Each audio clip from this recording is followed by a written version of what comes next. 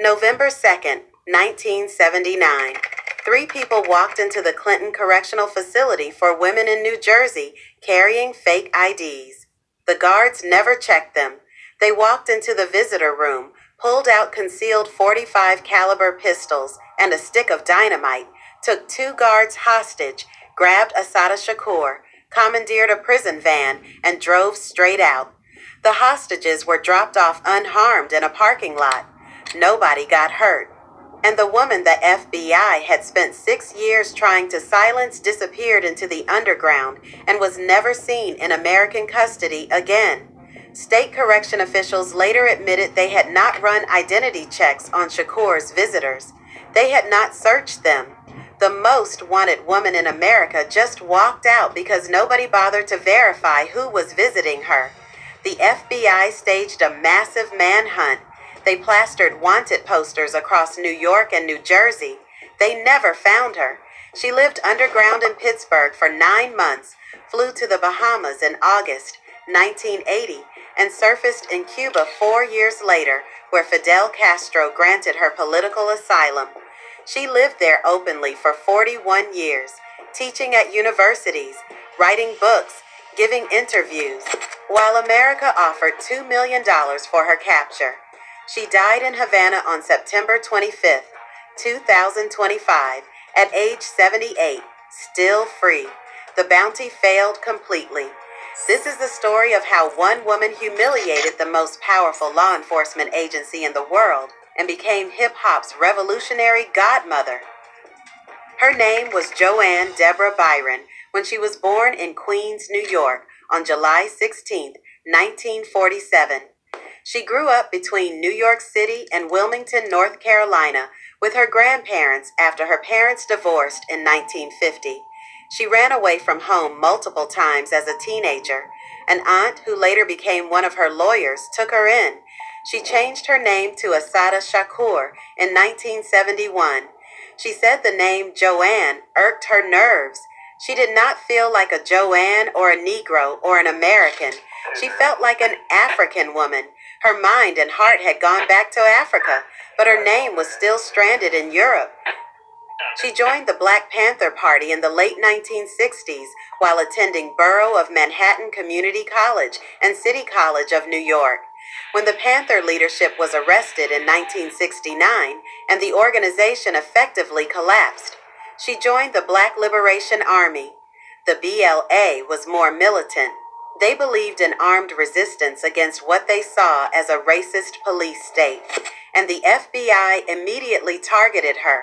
The FBI's COINTELPRO program created an operation called CHESROBI specifically to link Assata Shakur to virtually every Black Liberation Army action involving a woman from 1971 to 1973.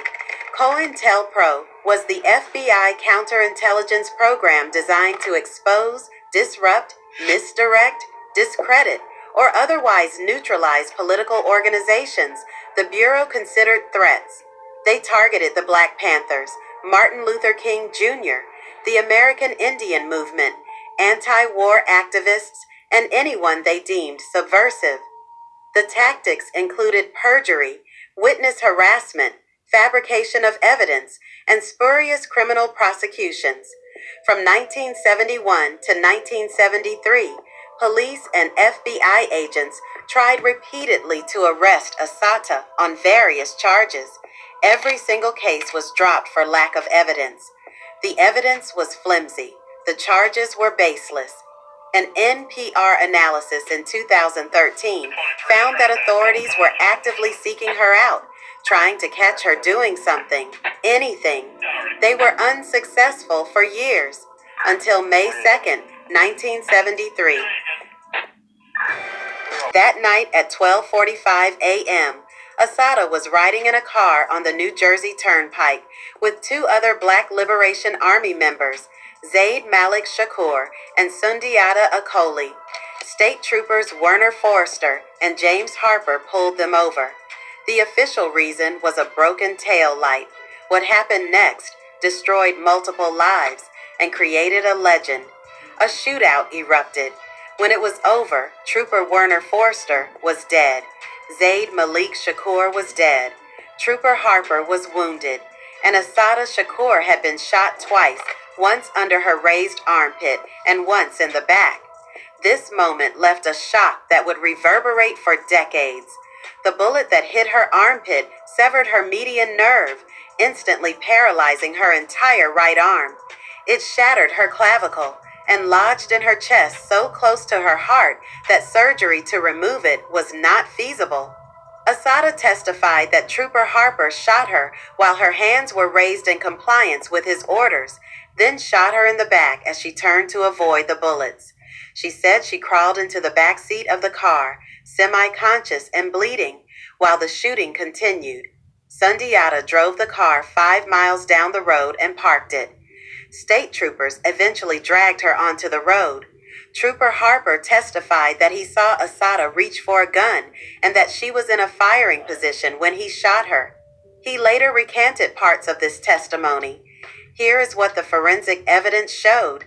Fingerprint analysis examined every gun and every piece of ammunition found at the scene. Assata's fingerprints were not on any of them. Neutron activation analysis taken immediately after she arrived at the hospital showed no gunpowder residue on her hands. This effectively refuted the possibility that she had fired a gun. Both analyses were conducted by the New Jersey Crime Laboratory in Trenton and the FBI crime labs in Washington, D.C. Both were admitted into evidence.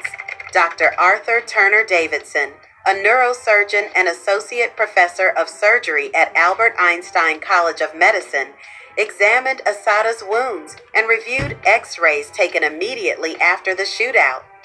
He testified that the wounds in her upper arms, armpit, and chest, combined with the severed median nerve that instantly paralyzed her right arm, would only have been caused if both arms were raised. He stated that to sustain such injuries while crouching and firing a weapon, as Trooper Harper described, would be anatomically impossible. Dr. David Spain, a pathologist from Brookdale Community College, testified that her bullet scars and X-rays supported her claim that her arms were raised. He said there was no conceivable way the first bullet could have hit her clavicle if her arm was down. This medical testimony supported her account. A neurologist testified that the median nerve in her right arm was severed by the bullet, making her unable to pull a trigger even if she had wanted to. The judge cut off funds for any further expert defense testimony. Between 1973 and 1977, Assata was indicted 10 times in New York and New Jersey. She faced 7 different criminal trials. She was charged with 2 bank robberies, kidnapping a Brooklyn heroin dealer, attempted murder of 2 Queens police officers, and 8 other felonies related to the New Jersey Turnpike shootout. Of those 7 trials, 3 resulted in acquittals. 1 resulted in a hung jury. 1 resulted in a mistrial because she was pregnant. 3 indictments were dismissed without trial. The only conviction came from the New Jersey Turnpike case. The trial took place in Middlesex County, where 70% of potential jurors already believed she was guilty based on pre-trial media coverage.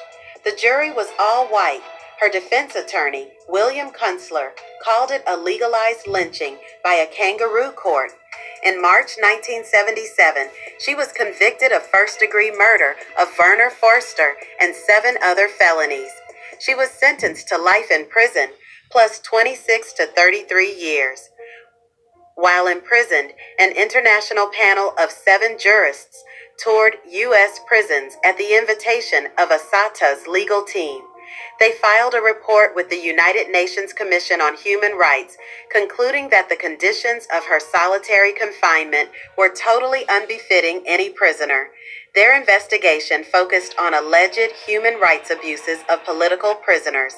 They cited Shakur as one of the worst cases of such abuses and included her in a class of victims of FBI misconduct through COINTELPRO and other forms of illegal government conduct, who as political activists have been selectively targeted for provocation, false arrests, entrapment, fabrication of evidence, and spurious criminal prosecutions. Angela Davis declared Assata a political prisoner in October 1973 before the conviction. While in prison, Assata conceived a child. Her daughter Kakuya was born during the trial proceedings. The consideration of her pregnancy resulted in one mistrial. After conviction, Kakuya was raised by Assata's mother in New York. In early 1979, a group of Black Liberation Army members called the family began planning her escape. They financed it by stealing $105,000 from a Bamberger's department store in Paramus, New Jersey. On November 2, 1979, 3 Black Liberation Army members visited the prison. They presented fake identification. The guards did not check them. They were not searched. They walked into the visitor room, pulled weapons, took hostages, grabbed Assata, and drove out in a prison van. Injured, the guards were left in a parking lot. Mistyblue Shakur, Tupac's stepfather, masterminded the escape. He was later named the 380th addition to the FBI 10 Most Wanted Fugitives list on July 23, 1982. He evaded capture for 4 more years until his arrest in 1986. He was convicted in 1988 of the prison escape and several armed robberies. He received a 60-year sentence. He was released on compassionate grounds in December 2022 due to terminal bone marrow cancer. He died 7 months later in July 2023 at age 72. Marilyn Buck, Sylvia Baraldini, Sekou Odinga, and Ronald Boyd Hill were also charged with assisting in Assata's escape. Buck and Mistyblue were tried together in 1987 and convicted in 1988. After the escape, Assata lived underground. According to later court testimony, she stayed in Pittsburgh until August 1980. She then flew to the Bahamas. In 1984, she arrived in Cuba, where Fidel Castro granted her political asylum. Cuba paid approximately $13 a day toward her living expenses. $13 a day. That's what it cost Cuba to protect the woman America wanted more than almost anyone. Her daughter Kakuya came to live with her in 1985. In 1987, Assata's presence in Cuba became widely known when she agreed to be interviewed by Newsday. She published her autobiography that same year. She called Cuba one of the largest, most resistant, and most courageous maroon camps that has ever existed on the face of this planet. She called Fidel Castro a hero of the oppressed. She referred to herself as a 20th century escaped slave. She worked as an English language editor for Radio Havana, Cuba. She taught at Cuban universities. She wrote. She spoke. In 1998, she gave an interview to NBC. She said she had never killed anyone and was found guilty in an unfair trial by an all-white jury. She said she was shot with her arms in the air, then shot again in the back and left on the ground to die. Next thing she knew, people were coming by her and saying, "Is she dead yet? Is she dead yet?" She said she was later taken to a hospital where she was beaten and tortured by state troopers who would stick their hands in her wounds and ask if it hurt. The U.S. government demanded her extradition repeatedly. Cuba refused every time. In May 2005, on the 32nd anniversary of the Turnpike shootings, the FBI classified her as a domestic terrorist. Wow. They increased the reward for her capture to $1 million, the largest reward placed on an individual in the history of New Jersey. New Jersey State Police Superintendent Rick Fuentes said she is now 120 pounds of money. The bounty was later increased to $2 million. $1 million came from the FBI. $1 million came from the state of New Jersey. In May 2013, the FBI added Assata Shakur to its most wanted terrorists list. She became the first woman ever designated as such. The same list includes Taliban leaders and Hezbollah commanders. This happened 40 years after the crime she was convicted of.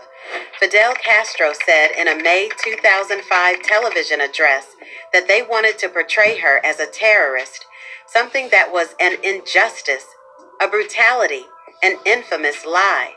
Professor Alondra Nelson from Columbia University told NPR in 2013 that, based on her review of the case, it seems arguable that Shakur is guilty of the crimes they are charging her with. There is just no material evidence that suggests she was involved in this murder. Assata's influence extended far beyond prison walls and Cuban shores. She became Tupac Shakur's godmother through her friendship with his mother, Afeni Shakur, and his brother, Mutulu. Tupac referenced her repeatedly in his music. His entire thug life philosophy was rooted partly in his godmother's revolutionary legacy. In 2000, rapper Common released a song called A Song for Assata. The lyrics tell her story. Medical evidence showed she could not have shot the gun. The song brought her story to millions of young people who had never heard of COINTELPRO or the Black Liberation Army. In 2011, Common was invited to a White House poetry event during the Obama administration. The invitation drew outrage from conservatives and law enforcement groups who felt it was disrespectful to Verner Forster's family and to police officers. Public Enemy was the first major hip-hop group to reference Assata in their music. Her phrase, "It is our duty to fight for our freedom. It is our duty to win. We must love each other and support each other. We have nothing to lose but our chains," became a rallying cry for Black Lives Matter and a new generation of activists. Lysol knows. After her escape, supporters hung posters in African American communities across the country declaring Assata Shakur is welcome here in response to FBI wanted posters.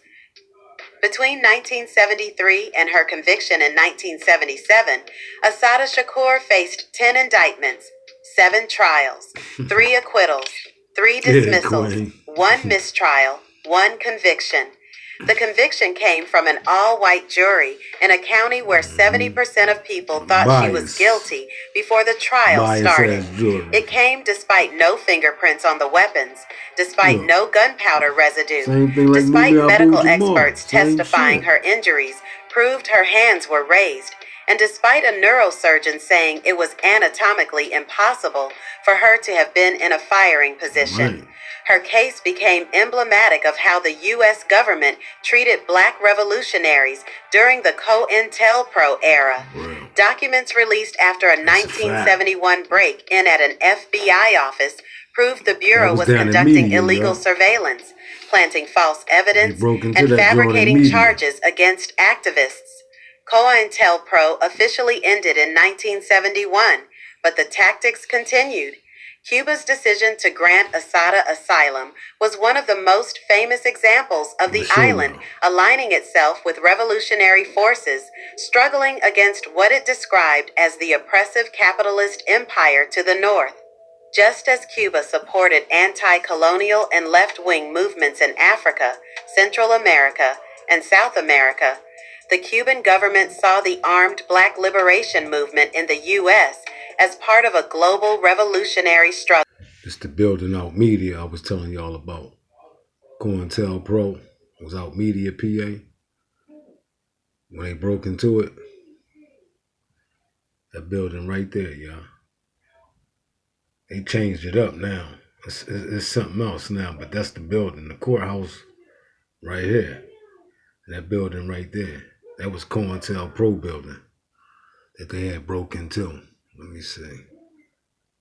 The burglary right here. Hold on. Here we go right here. The burglaries that they broke up in there.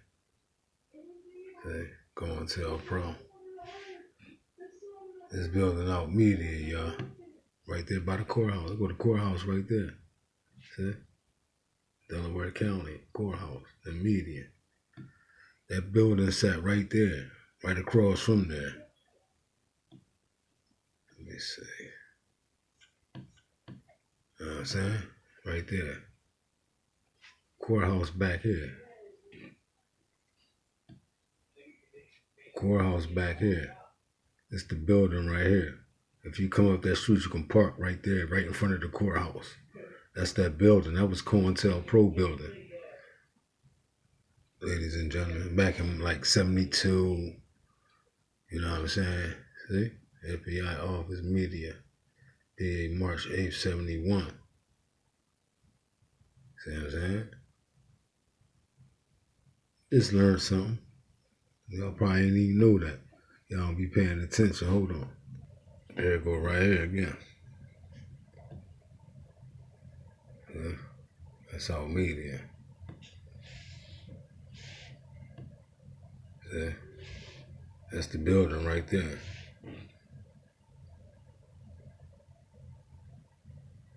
See? They got that sign still out there too. If you go out media, you'll see that sign right there. That's a plaque. You know what I mean? Out media that they got out there. It's the apartments now. No, it's something else now. They changed it. Hold on. But they go a better shot of the street and the courthouse right here, that building right there. That was it right there, y'all. Just learn something, you know what I mean? There you go. COINTELPRO. And they got that sign right here out media too. You can see that sign out there too. Right over there near that building.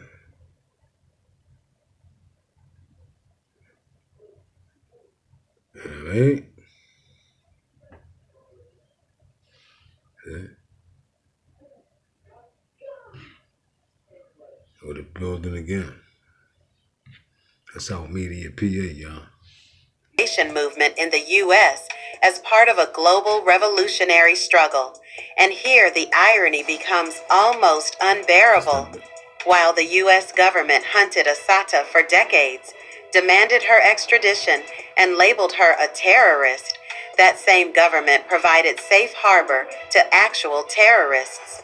Luis Posada Carriles and Orlando Bosch were both involved in the 1976 bombing of Cubana de Aviación Flight 455, which killed 73 people, including the entire Cuban national fencing team. Despite overwhelming evidence and Posada's own admissions in a 1998 New York Times interview, the U.S. government refused to extradite him to Cuba or Venezuela. He was arrested in the U.S. for illegal entry, but later released on a technicality. Orlando Bosch was arrested and briefly imprisoned for a bazooka attack on a Polish freighter in Miami. He was later allowed to return to the U.S. after lobbying from Cuban-American politicians. The Justice Department officially described him as a terrorist. President George H.W. Bush pardoned him anyway. So America protected men who bombed a civilian aircraft and killed 73 people. But they called Assata Shakur, a woman shot with her hands raised and convicted on zero physical evidence, a terrorist. They put a $2 million bounty on her head. The bounty failed. Cuba's $13 a day investment in one woman's asylum humiliated a superpower for 45 years. Assata Shakur died in Havana on September 25, 2025, from health conditions and advanced age. The Cuban Ministry of Foreign Affairs announced her death. Her daughter Kakuya confirmed it. She was 78 years old. She had lived as a free woman in Cuba for 41 years. She had been a fugitive for 45 years, longer than most life sentences. She was never recaptured. Cuban Foreign Minister Bruno Rodriguez Parilla said simply, "We fulfilled our duty." Black Lives Matter Grassroots Inc. posted a tribute saying, "May her courage, wisdom, and deep abiding love permeate through every dimension and guide us. May our work be righteous and brave as we fight in her honor and memory." The Forster family released a statement saying her death brought a measure of closure to a tragedy that has deeply affected our family and community. They said the pain of losing Werner is something we carry every single day. His absence is felt in every quiet moment. gathering, and every milestone he should have been here to witness. New Jersey Governor Phil Murphy and State Police Superintendent Patrick Callahan said they would vigorously oppose any attempt to repatriate Assata's remains to the United States. Assata Shakur's story reveals the massive gap between how America sees itself and how it actually operates. The same government that claims to stand for justice convicted a woman with no physical evidence linking her to a crime. The same government that lectures the world about human rights subjected her to solitary confinement so brutal that international jurists called it one of the worst cases they'd ever seen. The same government that condemns terrorism harbored actual terrorists who killed 73 civilians, while it hunted a woman whose main crime was surviving and telling the truth about it. Her escape wasn't just about one woman's freedom. It exposed the incompetence and the cruelty of a system that desperately needed her silenced. When she walked out of that prison on November 2nd, 1979, she proved that revolutionary movements can't be imprisoned into submission. When she lived openly in Cuba for 4 decades while the FBI's $2 million bounty failed to capture her, she proved that small nations with principles can protect people that empires want destroyed. And when she died free, after 45 years as America's most wanted, she proved that sometimes the one who got away wins. Her autobiography ends with the words that became the foundation of Black Lives Matter. It is our duty to fight for our freedom. It is our duty to win. We must love each other and support each other. We have nothing to lose but our chains.